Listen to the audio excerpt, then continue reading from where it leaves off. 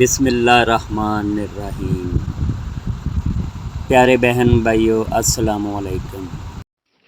بسم اللہ الرحمن الرحیم۔ زندگی کا سب سے بڑا خطرہ۔ ایک دن حضرت عائشہ رضی اللہ تعالی عنہا نے حضور نبی کریم صلی اللہ علیہ وسلم سے دریافت فرمایا، یا رسول اللہ صلی اللہ علیہ وسلم، آپ کی زندگی میں احد سے بڑھ کر بھی کوئی خطرہ پیش آیا ہے؟ آپ صلی اللہ علیہ وسلم نے فرمایا، ہاں۔ حضرت عائشہ رضی اللہ تعالی عنہا متجسس نگاہوں سے منتظر رہی، مگر پیغمبر خدا ابھی خاموش تھے۔ آپ کی حیات مبارکہ کا آغاز اس سانحہ سے ہوا۔ آپ صلی اللہ علیہ وسلم کی ولادت مبارکہ سے قبل ہی آپ صلی اللہ علیہ وسلم کے والد مکرم رحلت فرما چکے تھے۔ حضور صلی اللہ علیہ وسلم باپ کی شفقت سے محروم رہے۔ چند سال والدہ ماجدہ کی الفت ملی، مگر وہ بھی جلد چل بسی۔ دادا نے شفقت سے سر پر ہاتھ رکھا تھا، لیکن جلد اس سے بھی محروم ہو گئے۔ چچا ابو طالب نے سینے سے لگایا تو کفار ان کے پیچھے پڑ گئے۔ ان کے پاس آپ صلی اللہ علیہ وسلم کی شکایت کرتے کہ بھتیجے کو روکو، ہمارے بتوں کو برا کہتا ہے۔ ایک وقت ایسا آیا کہ تمام مکہ والوں نے آپ سے قطع تعلق کر لیا، خوراک تک سے محروم رکھا، پہاڑوں پر سے آپ پر پتھر پھینکے گئے۔ آپ سو رہے تھے کہ خیمہ میں آگ لگا دی گئی، کھانے میں زہر دیا گیا۔ ایسے ہی کئی سنگین واقعات حضور صلی اللہ علیہ وسلم کی زندگی میں پیش آئے، مگر حضور صلی اللہ علیہ وسلم نے ان میں سے کسی ایک کی جانب اشارہ تک نہ کیا۔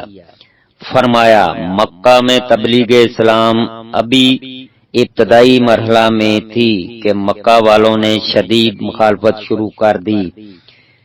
میں نے سرداران طائف سے اجازت چاہی کہ میں طائف میں اپنا پیغام پہنچاؤں۔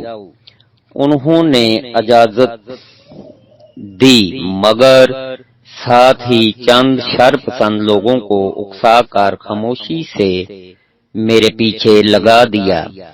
جوں ہی میں نے تبلیغ شروع کی، ان شر پسند لوگوں نے مجھ پر وار کرنے شروع کر دیے۔ میرا تمام بدن زخموں سے بھر گیا اور میں بے ہوش ہو کر گر پڑا۔ میرے ایک ساتھی نے مجھے اٹھایا اور طائف سے باہر لے آیا اور ایک درخت کے نیچے لٹا دیا۔ اس نے آبادی والوں سے پانی مانگا، انہوں نے نہ دیا۔ میرا ساتھی مایوس ہو کر واپس آیا۔ اتنے میں مجھے ہوش آیا۔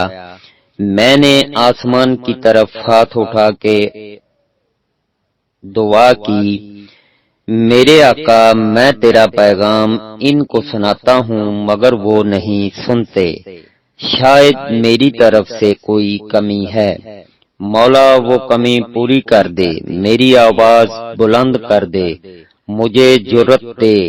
اتنے میں کیا دیکھتا ہوں کہ جبرائیل علیہ السلام طائف پر گھوم رہے ہیں کہ میرا اشارہ پائیں اور طائف کو ختم کر دیں۔